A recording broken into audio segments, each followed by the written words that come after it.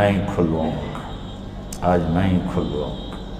اور آپ سجدے میں سر رکھیں گے اور کہا میں اللہ کی تعریف کروں گا، وہ تعریف مجھے میرا اللہ سکھائے گا۔ پھر میرے رب کی آواز آئے گی، یا حبیبی یا محمد، اے میرے حبیب، اے میرے رسول، ارفع راسک سل تعطا اشفع تشفع، میرے محبوب آپ سر اٹھائیے، سوال کیجئے، پورا ہوگا۔ تو کہیں گے دروازہ، یا اللہ دروازہ۔ تو اللہ تعالیٰ فرمائیں گے کہ آپ پہل کریں، یعنی آپ کے ہاں وہ ریبن کو آ کر ایسے کاٹتے ہیں، تو میرے نبی سے اللہ کہیں گے چلیے آپ پہل کیجئے، ریبن کاٹیے۔ تو جنت سے ایک سواری آئے گی اڑتی ہوئی، پر ہوں گے اس کے، آپ کے سامنے لینڈ کرے گی، آپ اس کے اوپر ایسے تشریف فرما ہو جائیں گے، تو اس کی جو لگام ہے وہ نیچے گر جائے گی، ایسے نیچے گر جائے گی۔ اس لگام کے نیچے گرنے کا مطلب ہے کوئی اور آ کر اس سواری کو چلائے گا، ڈرائیور کوئی اور ہے، کوچوان کوئی اور ہے، اور کوچوان بن رہا ہے محمد مصطفیٰ کا، لہذا ہر آنکھ اٹھے گی، سوالیہ بھی اور طلب بھی کہ میں کون، میں یا کون، کس کو ملے گی؟ یہ ابو بکر ہے، یہ عمر ہے، یہ عثمان ہے، یہ علی ہے، یہ حسن ہے، یہ حسین ہے، جو لاڈلے ہیں، آنکھوں کی ٹھنڈک ہے، جنت کے نوجوانوں کے سردار ہیں، میرے نبی کے دل کی رونق ہیں، ان کو ملے گی۔ میرے رب کی آواز آئے کہ بلال حبشی کو بلاؤ، رسی پکڑو۔ یہ میرے لیے سب سے زیادہ قصہ ہے، اور ہر ایک کے منہ سے کوئی نہ کوئی کفار نے نکلوا لیا۔ یہ واحد ہے جتنی مار کھائی کہتا تھا احد احد، جتنے کوڑے پڑے یہ کہتا تھا احد احد، ریت پہ لٹایا احد احد، آگ پہ لٹایا احد احد، مکے کی گلیوں میں گھسیٹا احد احد۔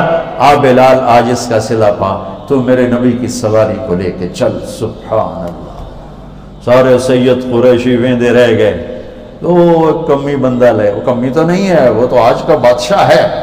اس ماحول کی بات کر کے بتا رہا ہوں کہ وہ غلام کے بیٹے، غلام کے بیٹے۔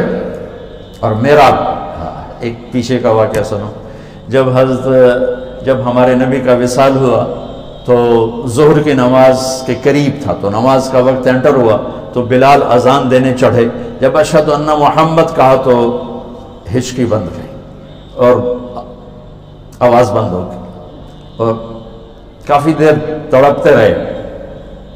پھر مشکل سے اذان پوری کی اور نیچے اتر کر کہا کہ تم گواہ رہو، میرے نبی گئے، میری اذان بھی گئی، آج کے بعد میں کبھی اذان نہیں دوں گا۔ اور آپ کے انتقال کے بعد ابو بکر سے اجازت لے کر جہاد میں چلے گئے۔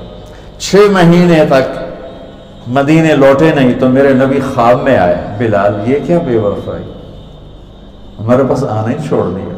میرے نبی کے تو لاکھوں صحابہ جہاد میں نکلے ہوئے تھے، لاکھوں نکلے ہوئے تھے، اور اسلام کا جھنڈا لہرا رہے تھے، اور سب پر اللہ راضی ہے، تمام صحابہ جنتی ہیں۔ کلن وعد اللہ الحسنہ، میرے رب کا فرمان ہے کہ میرے حبیب تیرے تمام صحابہ کے لیے میرا وعدہ ہے، سب جنت میں جائیں گے۔ یہ غلام کو خواب آ رہا ہے، بلال یہ کیا بے وفائی ہے، آنا ہی چھوڑ دی۔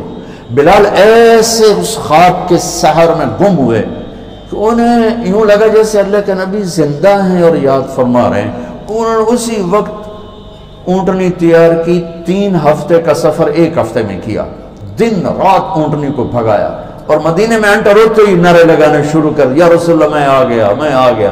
جب قریب پہنچے تو پھر خیال ہے کہ اب تو فوت ہو چکے ہیں۔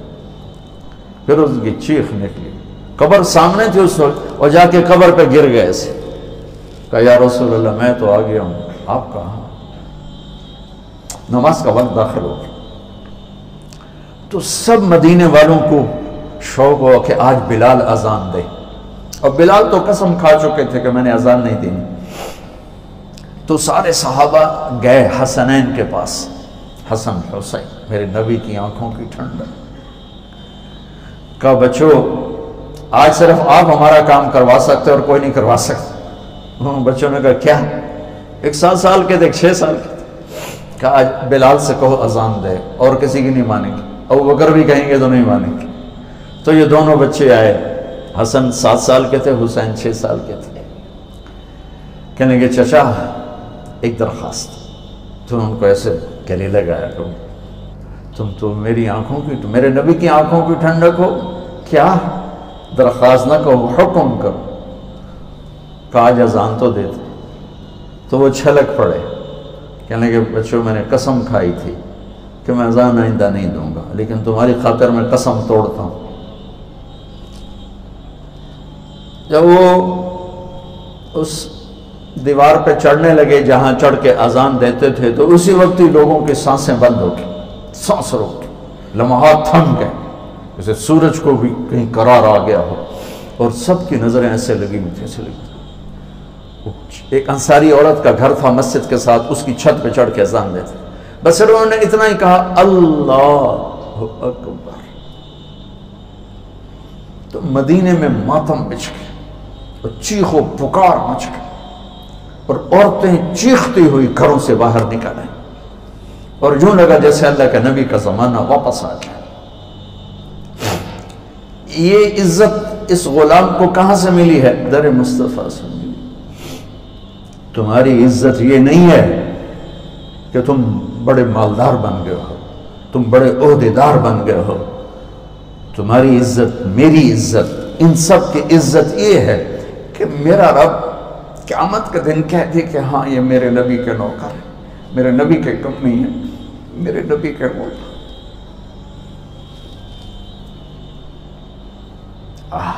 آج بلال مبارک کو تجھے کیا عہدہ ملا ہے کہ نبی کی سواری پکڑ کے جا رہے ہیں، اور پیچھے ساری امت جا رہی ہے.